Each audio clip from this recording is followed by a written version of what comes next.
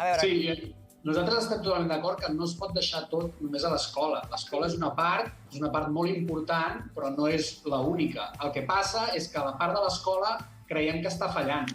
Aleshores, si ja ens falla la part de l'escola, que és molt important, aquí tenim un problema i això s'ha de corregir.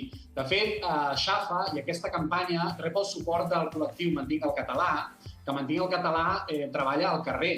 El que intenta promoure és que la gent al carrer tingui l'hàbit de mantenir el català quan parles amb un castellà parlant i no canviar-li, si t'entén, és a dir, mantenir la llengua, i això va directament al carrer. I això va molt lligat amb les idees de Xafa i d'aquesta campanya d'Activem la Immersió. Per exemple, una de les coses que demana aquesta campanya és que s'ensenyi als nanos, als alumnes, l'hàbit de mantenir el català amb els seus companys castellanoparlants, perquè l'entenen perfectament, perquè el seu professor els hi parla en català i l'entenen perfectament. Aleshores, seria molt bo, molt positiu per la llengua que tinguéssim una generació d'alumnes que fossin mantenidors de català amb els seus companys.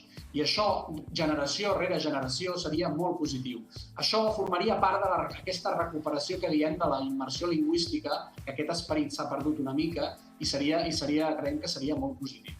Oleguer Ortiz, t'agraïm moltíssim també que ens hagis pogut aportar el vostre punt de vista i la vostra iniciativa des d'aquesta xarxa de famílies en favor de la llengua.